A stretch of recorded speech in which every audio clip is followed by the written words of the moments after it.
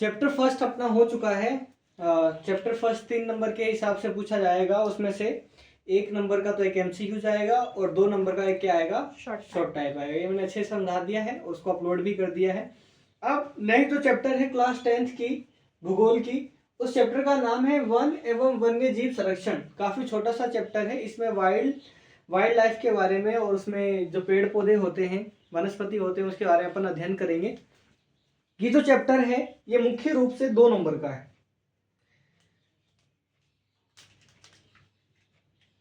ये chapter 2 number का है, जिसमें से इस 2 नंबर में से एक तो पूछा जाएगा एमसीक्यूज, ठीक है, और एक पूछा जाएगा वेरी शॉर्ट टाइप, मतलब अति लघुतरात्मक प्रश्न। एक तो पूछेंगे 1 नंबर का बहुविकल्पीय प्रश्न, ठीक है, और एक पूछेंगे अति लघुतरात्मक प्रश्न। समझ में आ गया इतना? ठीक। अब इस चैप्टर को अपन 4 भागों में विभाजित किया है मैंने, और इसको 4 भागों के हिसाब से मैं इसको पढ़ाऊंगा। बुक में भी इसी हिसाब से दे रखा है, जिसमें से पहला जो टॉपिक है, पहले टॉपिक का नाम है भारत में वनस्पति जात एवं प्राणी जात। भारत में वनस्पति जात एवं प्राणी जात। तो सबसे पहले इसके पॉइंट के बारे में अगर अपन देखें तो वनस्पति जात का मतलब क्या है? वनस्पति जात है, देखे प्राणी जात। वनस्पति जात का मतलब है पेड़ पौधे। क्या? पेड़ पौधे, जैसे कि बरगद का पेड़ हो गया, नीम का हो गया, ऐसे कुछ जड़ी बूटियों के पेड़ पौधे होते हैं, उसके बारे में। अगला है प्राणी जात। प्राणी मतलब जिसके अंदर क्या हो? प्राण, ठीक है ना, क्या हो? जीवन हो। क्या हो? जीवन। तो वनस्पति जात और प्राणी जात का मतलब समझ में आ गया भाई। वनस्पति का मतलब है पेड़ पौधे और प्राणी जात का मतलब है जिनमें जीवन हो, जैसे कि भाई शेर हो गया, बाघ हो गया, हिरन, ये जो जानवर रहते हैं जो जंगल में, उनकी बात हो रही है। तो इसमें ही जो याद करने वाला जो तथ्य है, जो याद करने वाली जो बात है, उसमें से सिर्फ इतना है कि पूरे ही विश्व की बात कर देखें अगर पूरे ही विश्व की बात करें तो भारत में संपूर्ण विश्व की जैव विविधता का लगभग 8%। कितना? 8%। अच्छा, अगर मान लो भाई पूरे विश्व की जैव विविधता कितनी है? पूरे विश्व की जैव विविधता है 100%। कितना है? 100। तो पूरे विश्व की जैव विविधता 100% कैसे हुई? पूरे विश्व में कितने देश है? लगभग 200 देश है। कितने देश है? 200। उसमें से एक अपना भारत भी है। भारत भी है ना अपना? हाँ। तो इस 100% में से भारत के पास कितना है? 8%। कितना है? 8%, मतलब 8% है। और अगर इसको संख्या में देखें तो कितना है? 16 लाख। तो एमसीक्यूज या वेरी शॉर्ट टाइप में क्या पूछ सकता है कि भारत के पास संपूर्ण विश्व की जैव विविधता का कितना प्रतिशत हिस्सा भारत में आता है? तो वो कितना प्रतिशत आता है? 8%। और संख्या में देखें तो कितना है? 16 लाख। ठीक है, इस पहले पॉइंट में सिर्फ इतना ही अपने को ध्यान में रखने का है। अब अपन बढ़ते हैं अगले पॉइंट की तरफ।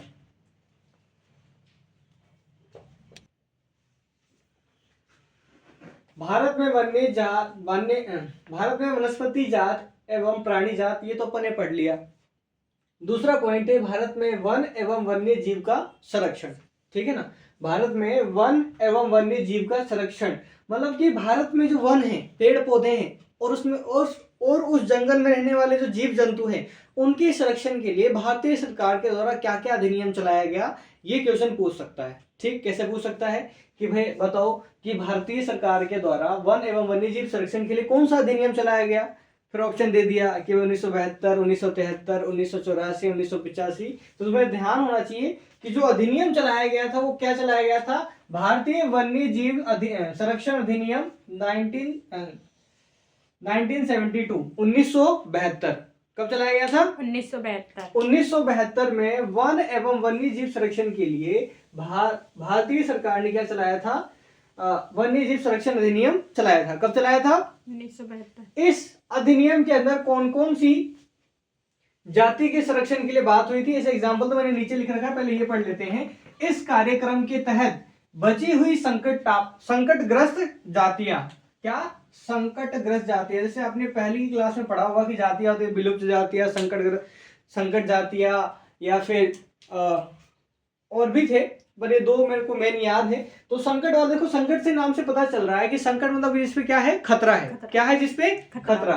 तो ऐसी जातियां जो खत्म होने के कगार पर है, या जिनके खत्म होने का क्या बना हुआ है? खतरा बना हुआ है, उसको क्या बोलेंगे? संकटग्रस्त जातियां। तो संकटग्रस्त जातियों के बचाव पर, शिकार प्रतिबंध पर, वन्य जीव आवासों का कानूनी रक्षण तथा जंगली जीवों के व्यापार पर रोक लगाने आदि पर प्रबल जोर दिया गया है। मतलब कि इस अधिनियम में इन सारी बातों पे ध्यान दिया गया है।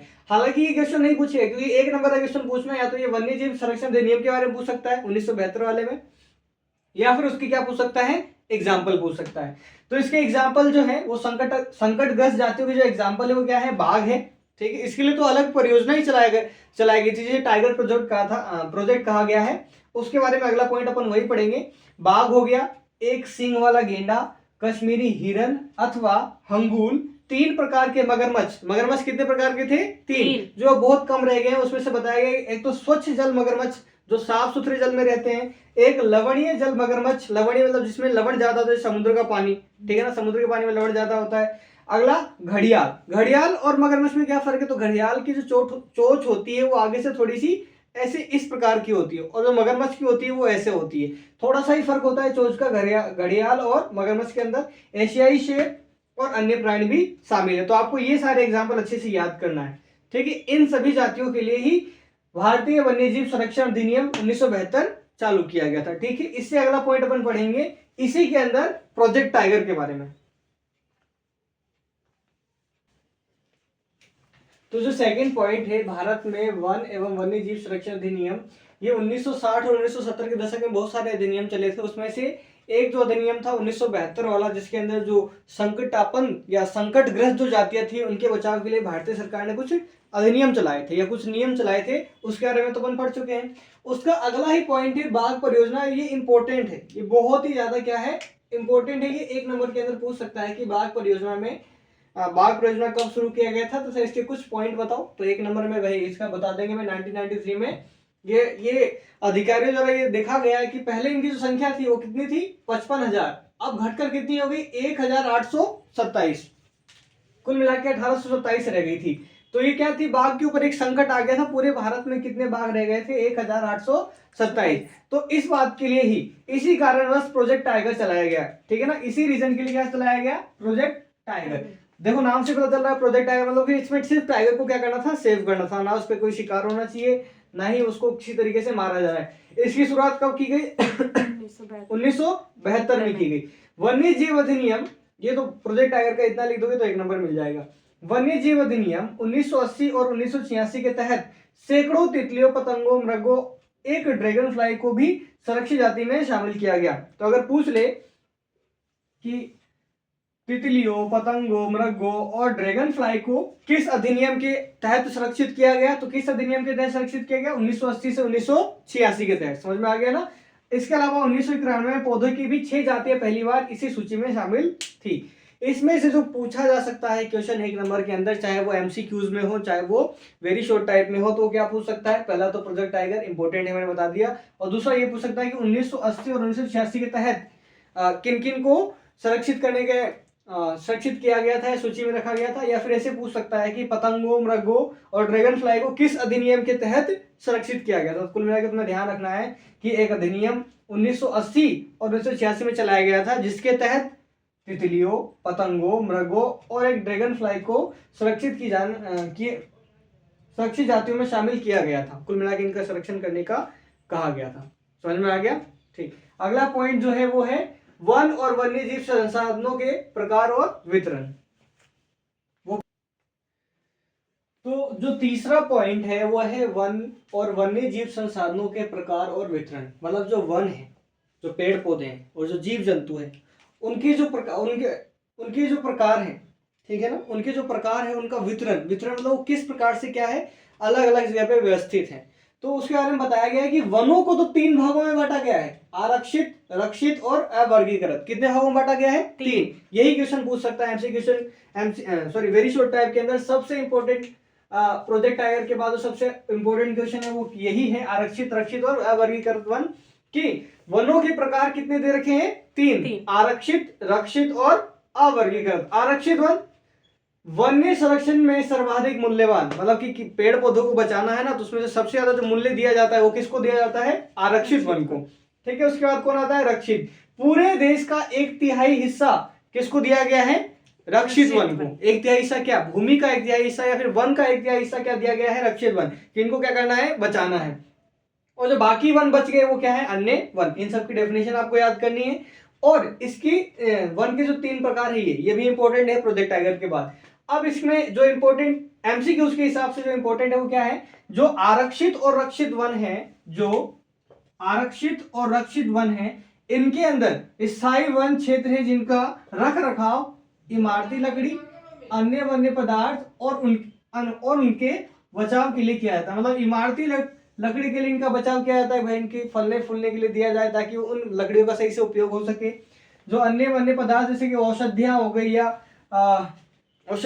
या उससे मिलने वाला जो भोजन है या फिर उनसे मिलने वाले जो कीमती वस्तुएं हैं उनका क्या किया जाए, रख रखाव किया जाए, इससे ताकि देश को फायदा हो और वहां के आसपास के समुदाय को फायदा हो।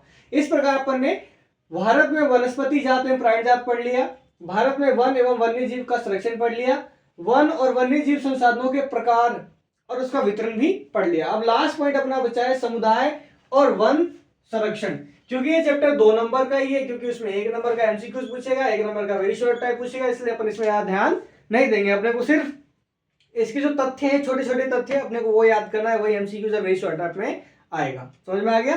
ठीक है, अब अगला पढ़ते हैं समुदाय और वन संरक्षण।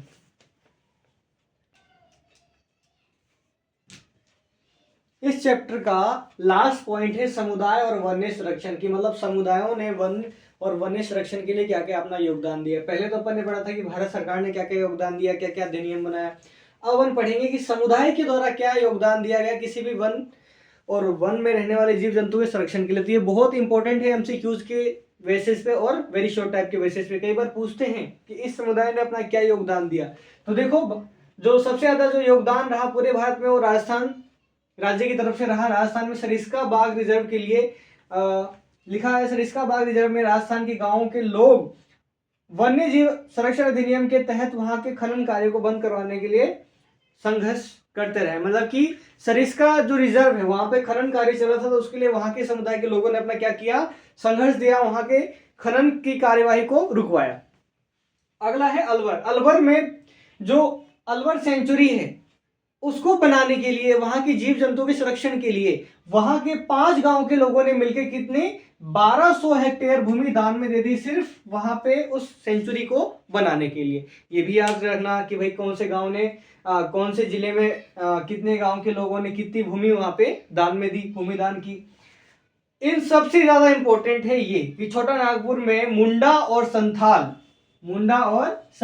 किसकी पूजा करते हैं, कौन से पेड़ की पूजा करते हैं, तो महुआ और कदम की। किसकी?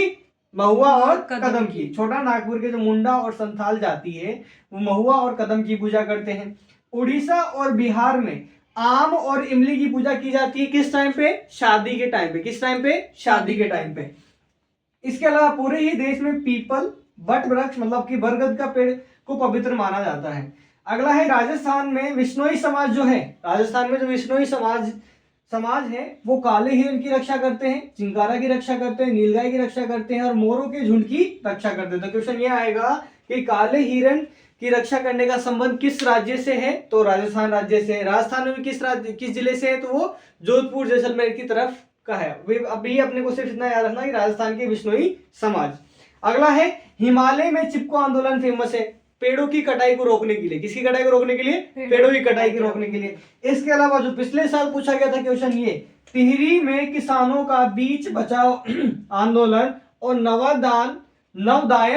नवदानय आंदोलन, ये पिछले साल पूछा गया था कि बीज बचाओ आंदोलन कहाँ पे शुरू किया गया था, तो ये टिहरी जो डैम है या एक जगह का नाम है, उस जगह के किसानों ने ये बीज बचाओ आंदोलन शुरू किया था। तो ये सारे ही इंपॉर्टेंट है, इन सारों को ही रट के जाना अगर एमसीक्यूज और वेरी शॉर्ट टाइप इस चैप्टर के सही करने हैं तो। इसी के साथ अपना ये चैप्टर खत्म होता है।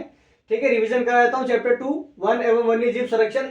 इसमें अपन ने 4 टॉपिक पढ़े हैं। पहला, भारत में वनस्पति जाति एवं प्राणी जाति। दूसरा पढ़ा अपन ने भारत में वन एवं वन्य जीव संरक्षण, वन और वन्य जीव संरक्षण के प्रकार और वितरण। इसके अंदर प्रोजेक्ट टाइगर इंपॉर्टेंट है। इसके अंदर समुदाय और वन संरक्षण के अंदर ये पूरा ही इंपॉर्टेंट है एमसीक्यूज और वेरी शॉर्ट टाइप के बेस पे।